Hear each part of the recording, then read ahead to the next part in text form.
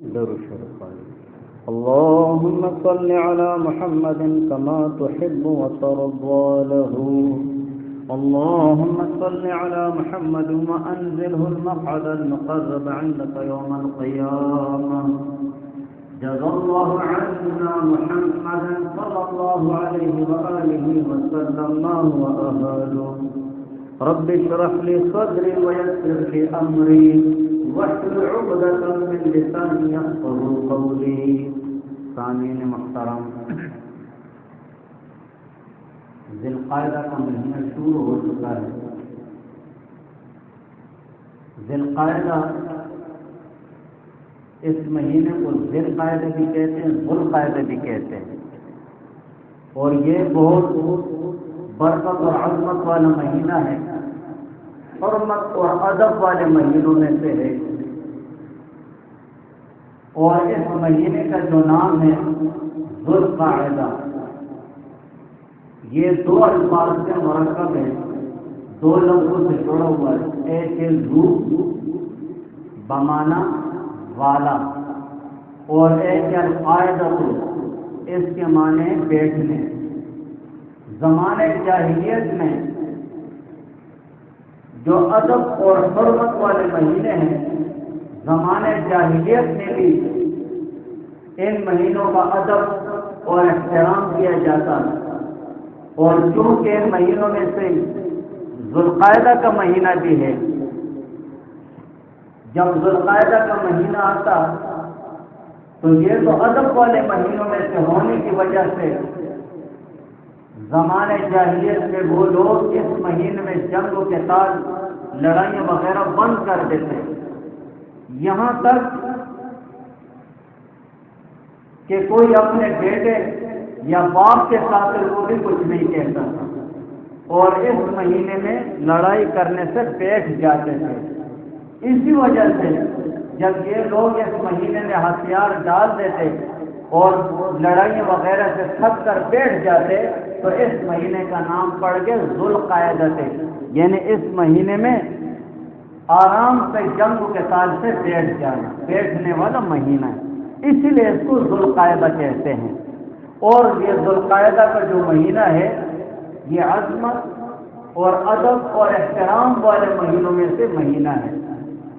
حرمت والے جو مہینے ہیں، قرآن میں جن کو اللہ تعالیٰ نے اربعۃ الحرم فرمایا کہ ان 12 مہینوں میں سے جو 4 مہینے ہیں وہ عزت، ادب اور احترام والے مہینے ہیں، عبادت کے مہینے ہیں. اور 4 مہینے ان میں سے جو ادب اور احترام والے ہیں وہ پے کر پہ 3 مہینے ہیں، ذو القعدہ، ذی الحجہ اور محرم، اور اسی طرح رجب کا مہینہ ہے. تو ذو القعدہ یہ ادب اور احترام والے مہینوں میں سے ہے. اللہ تعالیٰ نے فرمایا ان عدت الشہور عند اللہ، کہ بے شک مہینوں کی گنتی اللہ تعالیٰ کے نزدیک 12 شہرا، یہ 12 مہینے ہیں، فی کتاب اللہ، اللہ تعالیٰ کی کتاب میں، یعنی لوح محفوظ میں. اس وقت سے، روز ازل سے اور لوح محفوظ میں اللہ تعالیٰ نے یہ لکھ دیا ہے کہ جو 12 مہینے ہیں وہ سال کے جو مہینے ہیں وہ 12 مہینے ہیں. یوم خلق السماوات والارض، اور ان مہینوں کی ترتیب اس وقت سے اللہ تعالیٰ نے رکھی ہے جس وقت سے اللہ تعالیٰ نے زمینوں اور آسمان کو پیدا فرمایا ہے. منہا اربعۃ حرم، اور ان 12 مہینوں میں سے حرمت والے مہینے ہیں، ادب اور احترام والے مہینے ہیں، عزت والے مہینے ہیں. ذالک الدین القیم، اللہ تعالیٰ فرماتے یہی سیدھا دین ہے، یہی سیدھا دین ہے کہ آپ اس کو لازم پکڑو. ان 12 مہینوں کی گنتی اور ان 12 مہینوں کی ترتیب اور ان 12 مہینوں میں عزت اور احترام والے 4 مہینے ہیں، یہی سیدھا دین ہے. فلا تظلموا فیہن انفسکم، تو آپ لوگ ان مہینوں میں اپنے اوپر ظلم اور ستم مت کرو، اللہ تعالیٰ کی نافرمانی کر کے، حضور علیہ السلام کے سنت طریقوں کو چھوڑ کر، عبادت میں کوتاہی کر کے آپ لوگ ان مہینوں میں اپنے اوپر ظلم مت کرو، بلکہ اللہ تعالیٰ کی عبادت کرو اور اللہ تعالیٰ کی رضا اور خوشنودی کو تلاش کرو اور حضور علیہ السلام کی تعلیمات پر عمل کرو، یہی ہے صحیح دین۔ تو یہ 4 مہینے ادب والے ہیں۔ ان 4 مہینوں کو حرمت والے مہینے کیوں کہا جاتا ہے؟ حرمت، عزت اور احترام والے مہینے، 2 وجہ سے ان 4 مہینوں کو عزت اور احترام والے مہینے کہا جاتا ہے۔ ایک وجہ تو یہ ہے کہ زمانے جاہلیت سے ان مہینوں میں جنگ اور قتال اور اسی طرح لڑائیاں وہ حرام قرار دی گئی، اور دوسری وجہ ذی القعدہ، ذی الحجہ، محرم اور رجب، ان 4 مہینوں کو ادب اور حرمت والے مہینے اس لیے کہا جاتا ہے کہ ان میں کثرت کے ساتھ عبادت کی ترغیب آئی ہے کہ ان میں اللہ تعالیٰ کی عبادت کی جائے، ان میں روزے رکھے جائے نفلی، اور ان مہینوں کا ادب اور احترام کیا جائے، گناہوں سے بچا جائے، اس لیے ان کو ادب اور احترام والے مہینے کہا جاتا ہے۔ کیونکہ شریعت اسلام کی وجہ سے، اسلام آنے کی وجہ سے جو پہلا حکم ہے جنگ اور قتال کا وہ منسوخ ہو چکا ہے، لیکن جو دوسرا حکم ہے کہ ان مہینوں کا ادب کیا جائے، احترام کیا جائے، ان میں عبادت کی جائے اور نفل روزے رکھے جائے، یہ حکم اب بھی باقی ہے۔ تو یہ جو ذی القعدہ کا مہینہ ہے یہ ادب اور احترام کا مہینہ ہے، اس میں اللہ تعالیٰ کی رضا تلاش کرنی چاہیے، عبادت تھوڑی کثرت سے کرنی چاہیے، نوافل کا اہتمام ہونا چاہیے اور ذکر کا اہتمام ہونا چاہیے۔ اور اسی طرح ذی القعدہ کی فضیلت کی ایک بنیادی وجہ یہ بھی ہے کہ یہ مہینہ حج کے مہینوں میں سے ہے، اور حج کے مہینے شوال سے شروع ہو جاتے ہیں۔ شوال، ذی القعدہ اور ذی الحجہ کے 10 دن یہ حج کے ایام ہیں، ان ایام میں حج کی تیاری کی جاتی ہے۔ تو جو ذی القعدہ کا مہینہ ہے یہ حج کا مہینہ ہے، اور اسی طرح اس میں حج کے لیے تیاری کی جاتی ہے، اور جو عظیم الشان رکن ہے، حج جیسا بنیادی رکن ہے، وہ انہی دنوں میں اس رکن کے لیے تیاری کی جاتی ہے۔ اور ماہ ذی القعدہ کا فضیلت کی ایک وجہ یہ بھی ہے کہ حضرت موسیٰ علیہ السلام نے جو اعتکاف کیا تھا کوہ طور پر، وہ بھی ذی القعدہ کے مہینے میں کیا تھا، اس لیے کہ اللہ تعالیٰ نے حضرت موسیٰ علیہ السلام سے جن 30 دنوں اور 10 دنوں کا وعدہ فرمایا تھا، تو وہ 30 دن ذی القعدہ میں موسیٰ علیہ السلام نے اعتکاف فرمایا تھا، اور 10 دن ذی الحجہ کے۔ اور اسی طرح جو حرمت اور ادب والے مہینے ہیں ان میں نفلی روزے رکھنے کی بھی ترغیب آئی ہے، اور نفلی روزے رکھنا وہ مستحب ہے ان مہینوں میں۔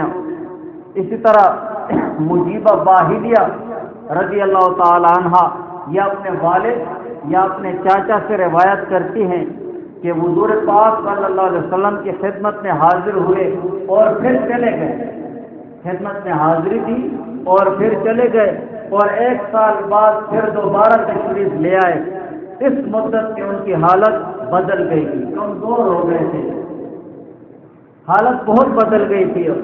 تو حضور پاک صلی اللہ علیہ وسلم سے کہنے لگے باہلی رضی اللہ تعالیٰ عنہ کہ اللہ کے رسول، کیا آپ نے مجھے نہیں پہچانا؟ حضور علیہ السلام نے فرمایا آپ کون ہیں؟ تو پھر باہلی رضی اللہ تعالیٰ عنہ نے فرمایا کہ میں باہلی ہوں جو پہلے 1 سال پہلے آپ کے پاس میں نے حاضری کی تھی۔ حضور علیہ السلام نے فرمایا تمہیں کیا ہو گیا ہے؟ اسی لیے کہ وہ بہت زیادہ کمزور ہو گئے تھے، تمہیں کیا ہو گیا ہے؟ تمہاری تو اچھی خاصی صحت تھی اور اچھی حالت تھی۔ تو جواب میں باہلی رضی اللہ تعالیٰ عنہ نے فرمایا جب سے آپ کے پاس سے گیا ہوں رات کے علاوہ کھایا نہیں ہے، رات کے علاوہ کھانا نہیں کھایا ہے، گویا کہ سارا دن روزہ رکھتے تھے اور رات کو تھوڑا سا کھانا کھاتے تھے، سارا دن روزہ رکھتے تھے اور رات کو کھانا کھا لیا کرتے تھے۔ حضور علیہ السلام نے فرمایا آپ نے اپنے آپ کو ویسے عذاب میں ڈالا ہوا ہے، تکلیف میں مبتلا کیا ہوا ہے۔ اور پھر حضور علیہ السلام نے فرمایا کہ صبر کے مہینے یعنی رمضان کے مہینے کے روزے رکھ لیا کرو، اور ہر ماہ میں 1 روزہ رکھ لیا کرو۔ رمضان کے مہینے کے وہ روزے رکھو اور ہر ماہ 1 روزہ رکھ لیا کرو۔ تو باہر رضی اللہ تعالیٰ عنہ نے فرمایا اور زیادہ کیجیے، مجھ میں روزے رکھنے کی طاقت ہے اور اسی طرح اور میرے لیے زیادہ کیجیے۔ تو حضور پاک صلی اللہ علیہ وسلم نے فرمایا 2 دن روزے رکھ لیا کرو، ہر مہینے میں 2 دن روزے رکھ لیا کرو۔ انہوں نے پھر کہا کہ اس سے زیادہ کیجیے میرے لیے، مجھ میں طاقت ہے۔ تو حضور علیہ السلام نے فرمایا 3 دن روزے رکھ لیا کرو، ہر مہینے میں 3 دن روزے رکھ لیا کرو۔ پھر باہر رضی اللہ تعالیٰ عنہ نے فرمایا کہ میرے لیے اور زیادہ کیجیے۔ تو حضور علیہ السلام نے فرمایا حرمت والے مہینوں میں روزے رکھو اور باقی چھوڑ دو۔ حرمت اور ادب والے مہینوں میں ذی القعدہ، ذی الحج اور محرم اور رجب، ان مہینے میں روزے رکھ لیا کرو، باقی چھوڑ دو۔ تو حضور پاک صلی اللہ علیہ وسلم نے پھر فرمایا کہ حرمت والے مہینوں میں روزے رکھو اور باقی چھوڑ دو۔ پھر تیسری مرتبہ حضور علیہ السلام نے فرمایا حرمت والے مہینوں میں روزہ رکھو اور باقی چھوڑ دو۔ حضور علیہ السلام نے اپنی 3 انگلیوں سے اشارہ کیا، پہلے بند کیا پھر چھوڑ دیا، پہلے بند کیا پھر چھوڑ دیا۔ اس اشارے کے متعلق محدثین نے مختلف مطلب نکالے ہیں، لیکن سب سے زیادہ جو معتبر اور اکثر محدثین نے ذکر کیا ہے وہ یہ مطلب ہے کہ حضور پاک صلی اللہ علیہ وسلم نے جو یہ فرمایا باہر رضی اللہ تعالیٰ عنہ سے کہ حرمت والے مہینے میں روزے رکھو اور باقی چھوڑ دو، اور حضور علیہ السلام نے اپنی 3 انگلیوں سے اشارہ کیا، پہلے بند کیا اور پھر کھول دیا، تو اس کا مطلب یہ ہے کہ حرمت والے مہینے جو ادب والے مہینے ہیں ان میں 3 دن روزے رکھو اور 3 دن چھوڑ دو، 3 دن روزے رکھو اور 3 دن چھوڑ دو۔ رمضان کے مہینے کے روزے رکھو جو صبر کا مہینہ ہے، اور حرمت والے مہینے ادب والے مہینے میں روزے رکھو، 3 دن روزے رکھو اور 3 دن چھوڑ دو، 3 دن روزے رکھو اور 3 دن چھوڑ دو۔ اس ترتیب کے ساتھ روزے رکھنا وہ فقہاء اور محدثین نے جو حرمت والے مہینے ہیں ان مہینوں میں نفلی روزہ رکھنا مستحب قرار دیا ہے، اور بہتر یہی ہے کہ ان مہینوں میں روزے کثرت کے ساتھ رکھے جائیں۔ اور اسی طرح جو ذی القعدہ کا مہینہ ہے یہ ادب اور احترام والا مہینہ ہے، اس مہینے میں نیک اعمال کی اہمیت باقی مہینوں کے بنسبت زیادہ بڑھ جاتی ہے۔ اس مہینے میں جو شخص جتنے بھی نیک اعمال کرے گا دوسرے مہینوں کی بنسبت اس کا اجر ثواب زیادہ ملے گا۔ اسی طرح جس طرح اللہ تعالیٰ نے وہ مکان کو عزت دی ہوتی ہے، اسی طرح زمانے کو بھی عزت دی ہوتی ہے۔ یہ مسجد ایک مکان ہے، اس مسجد میں اگر ایک آدمی عبادت کرتا ہے تو اس عبادت کا زیادہ اجر ہے بنسبت اس کے جو آدمی گھر میں عبادت کرتا ہے، اسی لیے کہ یہ عبادت کے لیے خاص مکان ہے، خاص جگہ ہے۔ اور اسی طرح جو حرمت والے مہینے ہیں اور ادب والے مہینے ہیں، جن مہینوں میں سے یہ ذی القعدہ کا مہینہ ہے، یہ ایک زمانہ ہے، اس کو اللہ تعالیٰ نے ایک عزت دی ہوئی ہے۔ اس ذی القعدہ کے زمانے میں جو عبادت کی جائے وہ دوسرے زمانے کو بنسبت زیادہ عزت والی ہوگی۔ اور اسی طرح ان مہینوں میں خصوصاً جو ذی القعدہ کا مہینہ ہے، ادب اور احترام کا مہینہ ہے، اس مہینے میں اگر کوئی گناہ کرے خدا نہ خواستہ تو اس گناہ کا وبال دوسرے دنوں کے بنسبت زیادہ ہوگا، اسی لیے کہ جیسے اللہ تعالیٰ نے عبادت میں زمانے کو عزت دی ہوئی ہے، اسی طرح گناہ میں بھی اس گناہ کا وبال زیادہ ہوگا۔ مسجد میں ایک آدمی گناہ کرتا ہے تو وہ گناہ بہت زیادہ سخت ہے بنسبت اس گناہ کے جو بازار میں گناہ کرتا ہے۔ اسی طرح جو ادب اور احترام والے زمانے ہیں، جیسے ذی القعدہ کا زمانہ ہے، یہ ادب اور احترام والا زمانہ ہے، اور ادب اور احترام والے دن ہیں، ان میں اگر کوئی گناہ کرے گا تو وہ بنسبت دوسرے زمانوں کے بنسبت دوسرے دنوں کے زیادہ سخت ہوگا، زیادہ اس کا وبال ہوگا۔